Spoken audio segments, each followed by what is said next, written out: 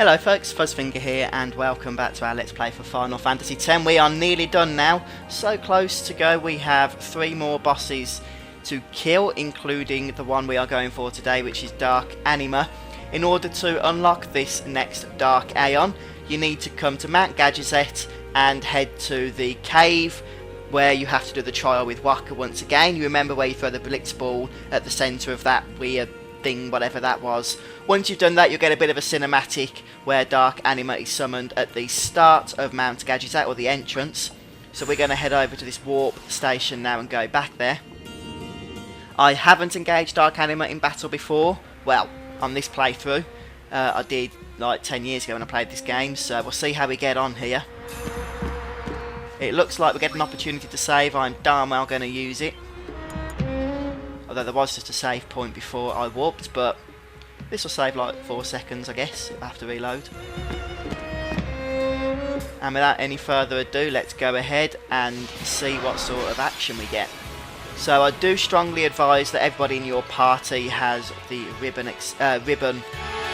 customisational thing on their armour. Sadly, Yuna doesn't, so she is vulnerable to petrification. Anybody who's petrified is going to be instantly shattered. That's just the way this boss works. Other than that, it's got an 8 million health that you're going to have to get through, so it can take a bit of a beating before it finally goes down, but we're going to see how we get on here. I'm going to start off with attack reels. Fortunately, the one thing this boss doesn't do is counter-attack. So as long as we manage to dodge or avoid the standard attacks, then it is just a matter of getting through the health. How much damage is this going to do? 25k is not a whole lot. So we're looking at a 280k or so attack reels. I'm happy just to stick with the quick hits. You definitely will want to summon an Aeon to take the blow of... what's it called? Oh, what's it called now when it's at home? The Overdrive, Oblivion, that's it. I guess we could go for some auto lives just to be on the safe side. It never hurts. Protect yourselves from death. So we'll get Yuna on that. I mean, if she survives this, if she doesn't, then we're in a bit of bother because... Why would he go for Yuna? Out of all 3, why would he go for Yuna? I just don't get that. So now we're almost certainly going to get destroyed because we do not have an Aeon. But I do want to just test how much damage he is going to do.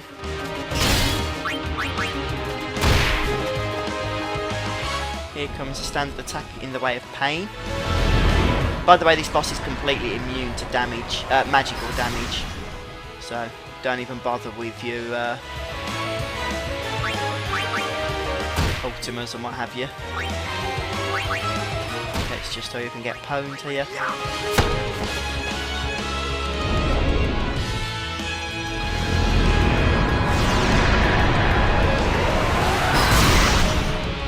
Yeah, so it's got death attached to it.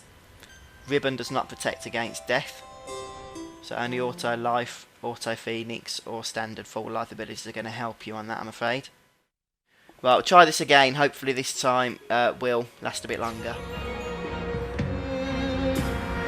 Right then, I've just equipped Yuna with an armour that includes break hit point limits and ribbon, so she should be protected against that nasty shatter ability. The one thing it doesn't have, sadly, is auto haste, so I'm going to have to keep haste up on her now at all times, which is somewhat annoying. But what I am going to do is keep auto life up on her because she has the auto phoenix ability on this armour, which, as I did say, is somewhat useful. I'm not going to worry about auto life on the others. We're just going to stick to quick hits. And with 8 million health, it's going to take a lot of quick hits to beat Anima. The problem is we don't really want to use our Aeons unless we feel we absolutely have to. So we'll see what attack we get here. Pain, maybe. Okay, so somebody's going to die, which is fine. That's what Auto Phoenix is for. or auto life if it's on Yuna. I think Death Proof would guard against that. One thing I should probably check is just how many thingies we've got. Phoenix Downs. 41. Well, hopefully that'll be enough. Did I cast haste on Yuna? Yeah, we did. That's good. That's fine. So we'll just carry on now with quick hits.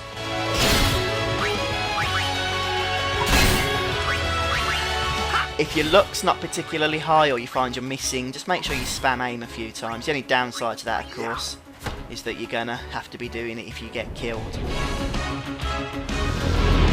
He's picking on Waka this fight, isn't he? He really is.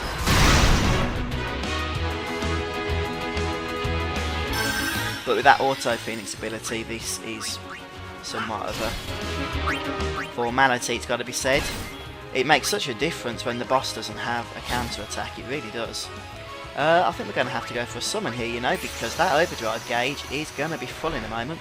Let's just hope Veil 4 can survive until the time comes he will cast Oblivion. Or she, sorry. Animas of the female persuasion. Oh, it's not full. I hope he survives his first attack. He might do because Aeons are immune to the death effect.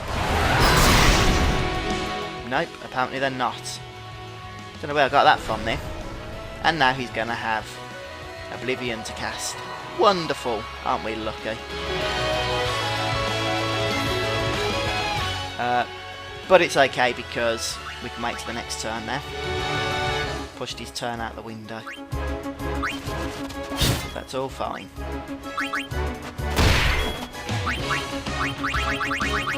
Quick hit again, please. It is possible, I believe, that an Aeon can survive Oblivion. No, actually, I don't think it is possible because it does 96,000 damage. But I'm going to cast Shield and we'll see. See what sort of defense that provides against it. So 96,000 damage, but it's spammed over, I think, 13 different casts. Ifrit's like, where am I going? I don't like this.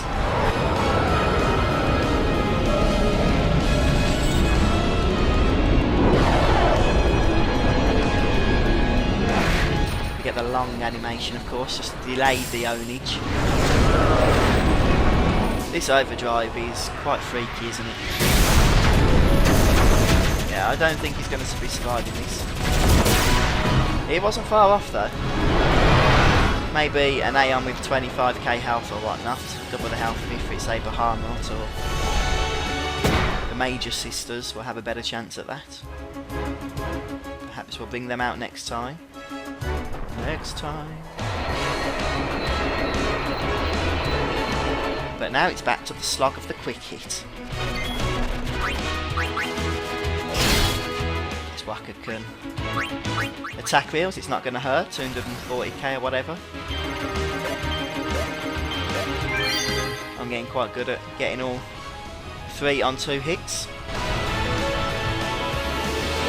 Even when I'm commentating now. I didn't do that before.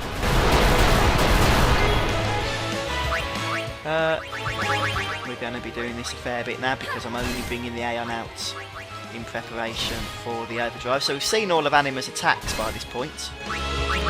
As you can see, there's really no reason we shouldn't be able to kill this boss now, so long as we can make our Aeons last for the overdrives. Oh no, we haven't seen this yet, Mega Graviton.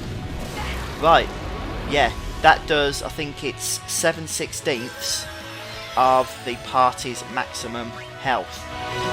So pretty nasty that one. Definitely need to keep an eye on it.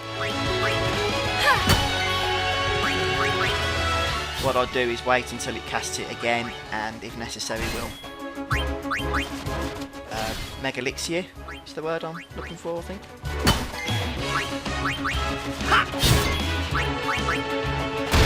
Oh, what we got now? Very good. Very good. Standard attack. Wasn't enough to kill our Tidus. Just going to have to be wary of that overdrive which is coming up as the next attack.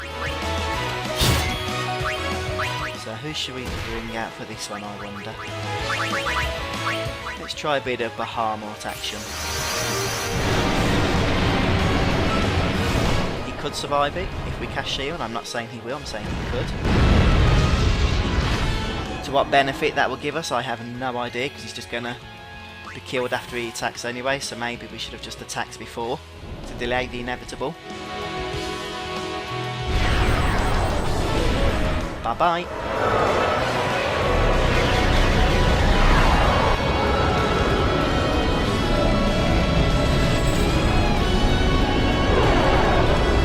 Get the long sequence each time by the looks of things, which is somewhat annoying.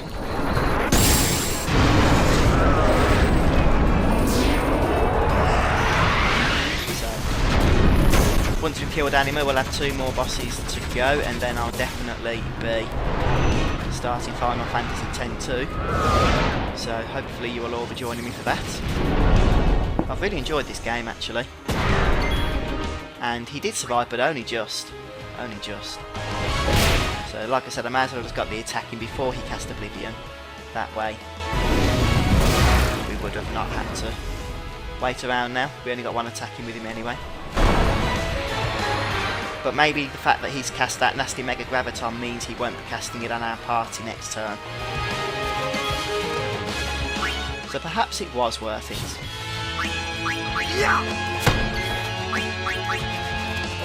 You on that? All the way we go to the bottom.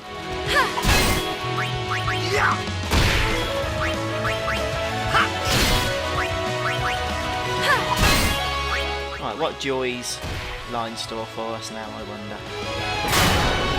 Standard attack. I don't think we can cast Overdrive with whatever that weird thing is that's on Tidus and Waka, can we? Right, looks like we'll be summoning another Aeon now. That's why I said you really only want to save your Aeons for this part of the game. Maybe we can Grand Summon Major Sisters here and go for Delta attack. See what sort of damage we can get with this before they are all slaughtered with the Oblivion Overdrive. Combine your powers. You know the drill.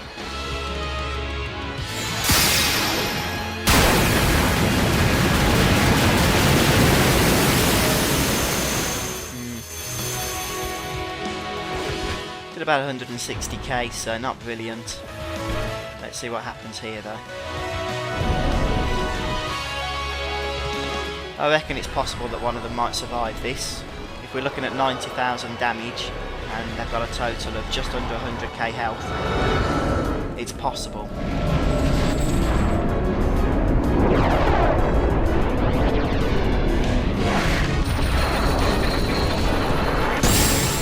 The Major Sisters, of course, will be our next Dark Aeon battle.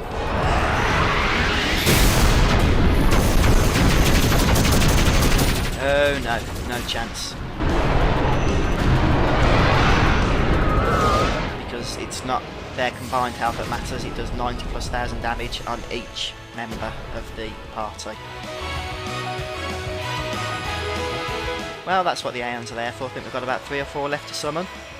I don't want to use Yojimbo unless it's absolutely necessary, because he could have the chance of cheesing the fight with Zanmater, which I don't want to happen. So if I do summon him, I've got to hope that that isn't going to happen.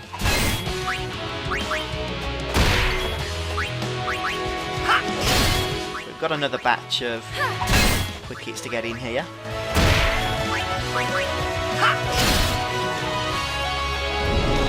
Pain.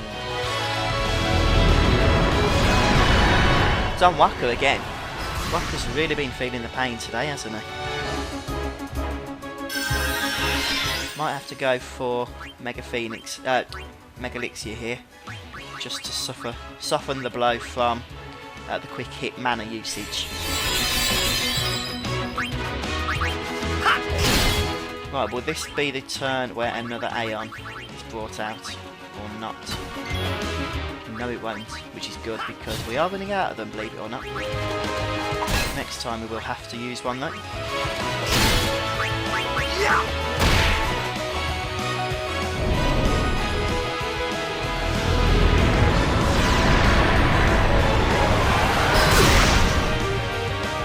I think Ribbon should really guard against death in all honesty, I don't know why it doesn't.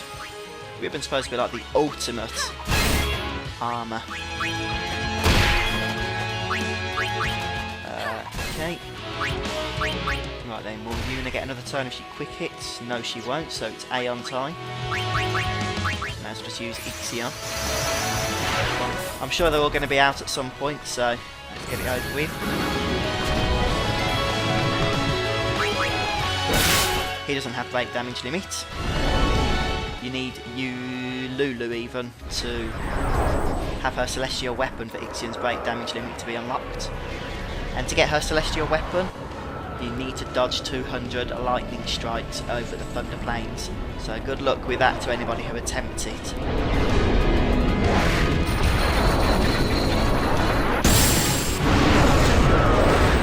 Yeah, so this battle is really an endurance test, isn't it? Can you make your Aeons last? To be honest, I don't know if I can.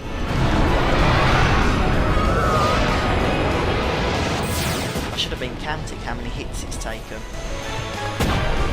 I'm just worried that when we use Yojimbo, he's gonna Zanmato, which, yeah, will kill the enemy, but it's not the way I want to do it.